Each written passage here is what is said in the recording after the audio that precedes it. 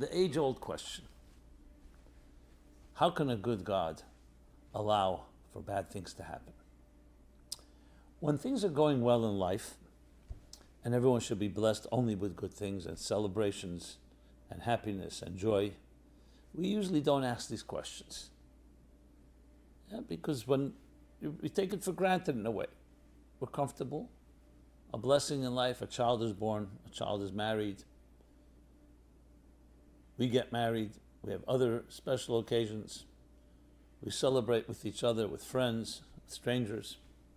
There are many beautiful things in life. But then when the dark cloud strikes, there's a loss, a tragedy, a trauma, anxieties, internal, external, sometimes something perpetrated against us, sometimes due to something what they'll call natural. Then these big questions pop up. What do you do? Pop up is also somewhat of a dismissive statement. I wouldn't even use that word. I would use, they begin to plague us. Because the God that we so trust, the God that created us all, the goodness of God, dictates that God should be good to us. And everyone asks that question. Why is a good God allowing this to happen to me? Some people blame God. And it's not surprising, because that's what God is about, the Creator. Who else to turn to? And indeed you find Moses, none other than the great Moses, when the Jewish people were suffering in Egypt, he says to God, why are you doing bad to these people? He doesn't even say why you're allowing bad to happen. Why are you doing bad? He blames God. And he's criticized for it, but he still states it and it's documented. Because that's a natural inclination. Just like when your parents who are meant to nurture you, and something bad happens, you turn to them and say, why? So let's first begin by acknowledging that this question is a completely legitimate one. And yet, the answer is far more complicated than the question. Because if God means anything, it means that God put us on this earth, not the other way around. So we are right to ask questions. But can we really expect to understand the Creator? In the words of God to Job, the classic sufferer, when Job asked that question, why is there pain and suffering in this world? You're a good God. And one of the responses God gives him, he says, were you there when I created heaven and earth that you asked me this question? And I'll explain. Were you there? You asked me why there's death. Do you ask me why there's life? You ask me why there's pain. Do you ask me why there's joy? You ask me why there's the end of life. What about the beginning of life? In other words, it's all bound together. The questions we ask are only when we're not comfortable, when we're not happy. But for some reason, we take for granted when things are good, which itself is a testimony to a good God. Why? Why don't we just assume that things will be bad? God forbid. Because there's something inherent within us, that's beating within us, that goodness is ultimately going to prevail. Yes, there are people who've been hurt deeply, and therefore they've lowered their expectations to the point they're always expecting the worst. But that's not how we're born. Look at children, there's a certain natural exuberance, a natural joy, optimism. So what God is saying to Job is essentially, this is part of the mysteries of life itself. If you were never born, you would never die. If you didn't have life, you wouldn't have pain. The question, of course, is can there be a life without pain? But that already connects to why is there life in the first place? And that's not the question we always ask. Point number 2. The classic response you find in the Bible and throughout history of great men and women who dealt with this question, and everybody has dealt with it. Because firstly, nobody is immune from pain and suffering and loss. The question is the extent. There are obviously tragedies that are far, far beyond the pale. You're talking about innocent children being massacred. So a child born for no reason of no cause, born in a way that is going to be challenging to the child and to the family. So there are big questions that are asked when we see these things. So the classic answer you see is silence. When Aaron's children died prematurely, they were great people. It says Aaron was silent. When the Romans were barbarically killing the leaders, the 10 martyrs, and the angels and Moses turned to God and said, is this Torah and is this its reward? Your greatest people, you're allowing them to be massacred in this fashion? And God said, be silent. Why? Because silence is not an escape. Silence is an answer. It's the ultimate answer. It's saying that no matter what reason you give, the most brilliant mind cannot speak to a bleeding heart. It's actually acknowledging, validating the very unfathomable experience of pain and suffering. So when someone is suffering, no, you don't want, they're not looking for explanations and excuses. People may ask why, but what are you going to say? You're going to give an excuse? You're going to explain why the Holocaust happened? You're going to explain to a mother why a child was killed in a car accident? God forbid. What they need is empathy, to hold the person's hand. I'm with you. Like one great rabbi said to a person who suffered a tragedy, I don't have answers for you, but I can cry with you. Don't underestimate the power of that. Because it's actually acknowledging and recognizing that we're dealing with an abyss that no human being can fathom, that none of us can wrap our head around. And it's not explanations that we're looking for. We're looking for strength. That's the ultimate answer, not silence, but strength. Not answers, but strength. What does strength mean? It means we don't ask why. We ask, what are we going to do about it? How am I going to get through this? How am I going to rebuild?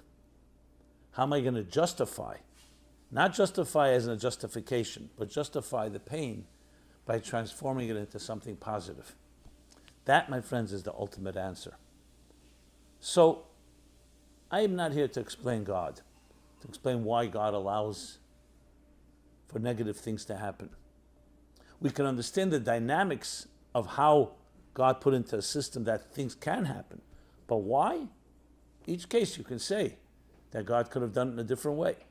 But we'll talk about that afterwards. The first step we have to acknowledge is that pain is not meant to be justified. It's not meant to be explained away. It's meant to be absorbed. The only way out is through. It's meant to figure out how to build greater strengths. That's what we're looking for. That's what we're seeking. So in that context, think about it. When a person is in those emotional throes of pain, the tentacles, they're not looking for answers. And answers won't help. The heart will help. The empathy will help. Then there's another part. If you want to sit down and talk about it philosophically, once the emotions are not that intense, we can do that. And I'll explain that a little afterwards, but not now. Let's first acknowledge and allow ourselves to be silent in the pain, and silence is more powerful than sound. Silence is more powerful than answers. And indeed, you'll see people who have grown and built lives even after great tragedy. You'll see that they have built something that could never have been built without the pain of grief. Because at the end of the day, negative things and grief and sadness are all energy. It's just inverted energy, like the black hole. A black hole, that gravitational pull is so intense, it doesn't allow light to escape. That's what pain is like. However, there's tremendous energy there.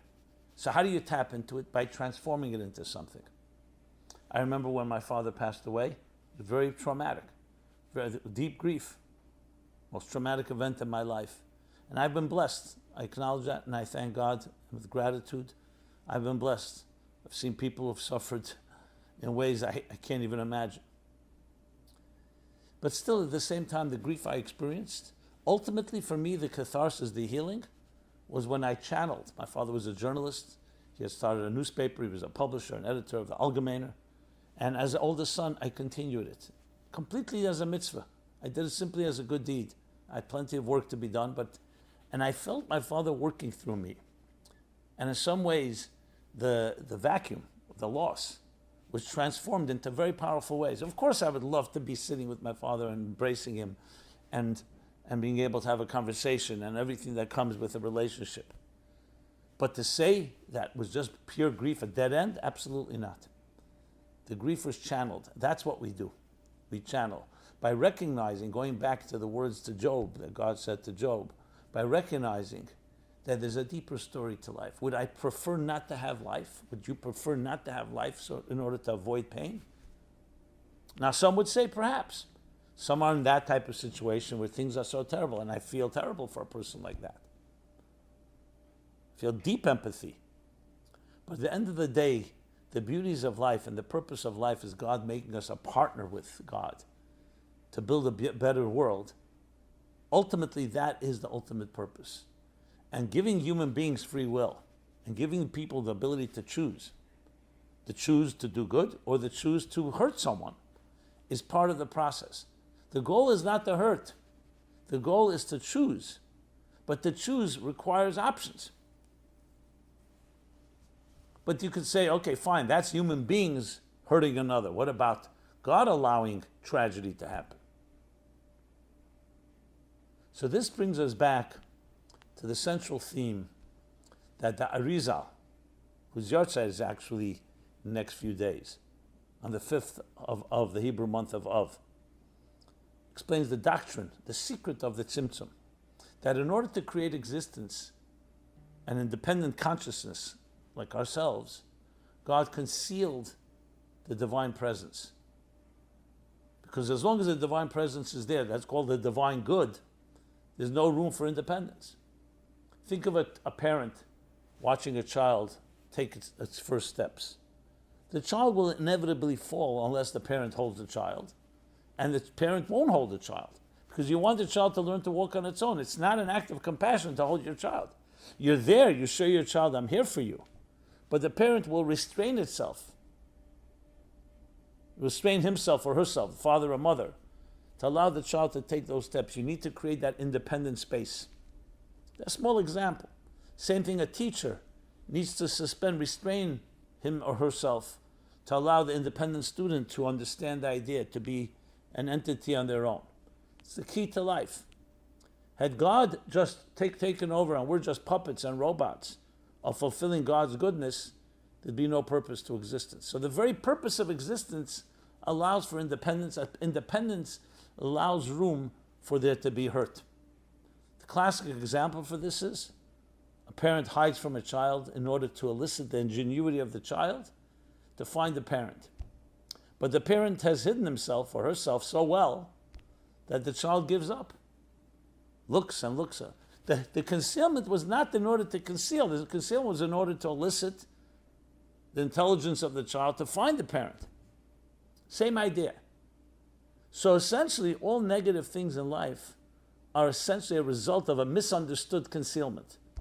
When we don't understand why God is concealed and we go off on our own, and existence itself can do things that are inconsistent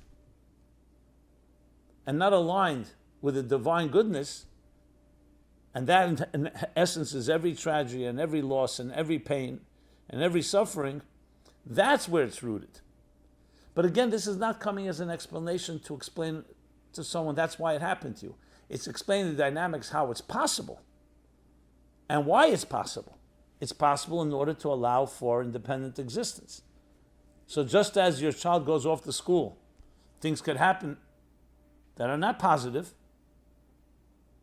Whereas if you sheltered your child and kept the child home, it may not happen, but then the child would never become independent. The child would never spread its wings. So part and parcel of a life of purpose and a life of choice is that there's the ability for something negative to happen. But all is not lost, because the purpose of the concealment is to reveal. That's why within that grief, within that sadness, within that loss lies tremendous amount of energy.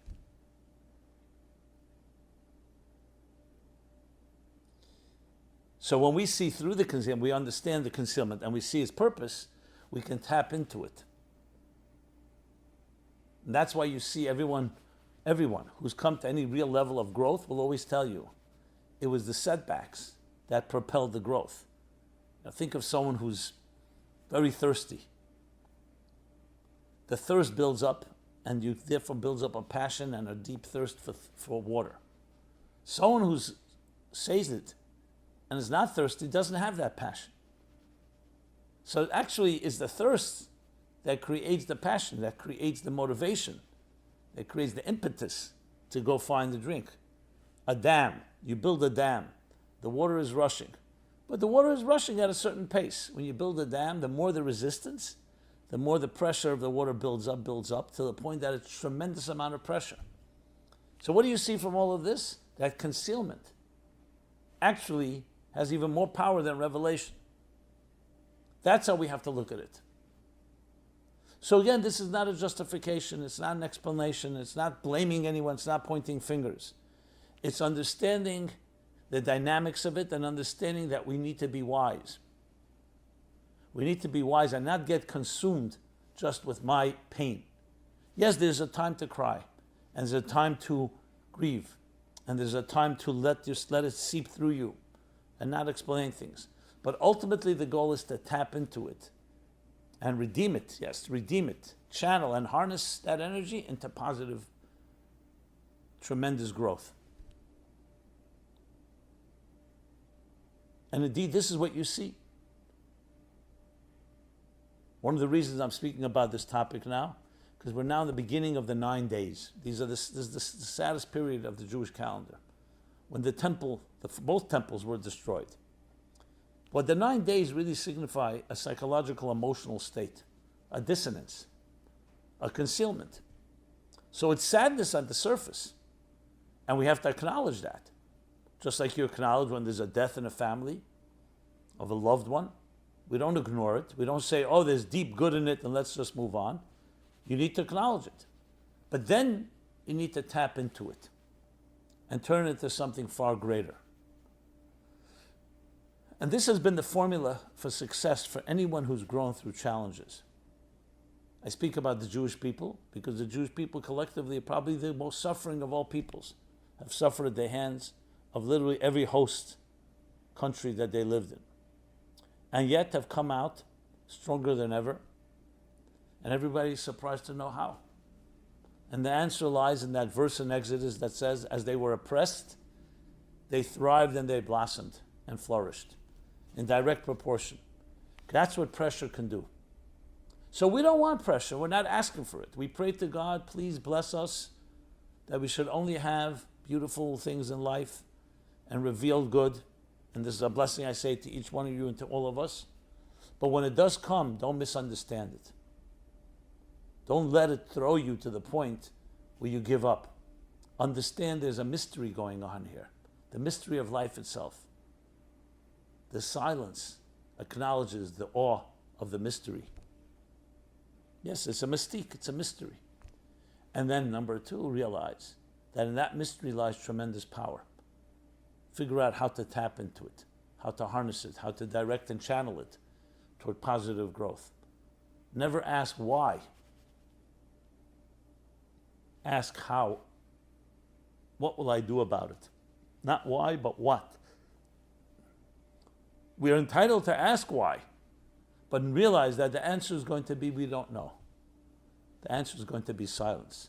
But what can we do about it? There's a lot to say. And that's build. Take the energy and turn it into something beautiful. When we honor someone that we love, we honor a yahrzeit, the anniversary of someone's passing.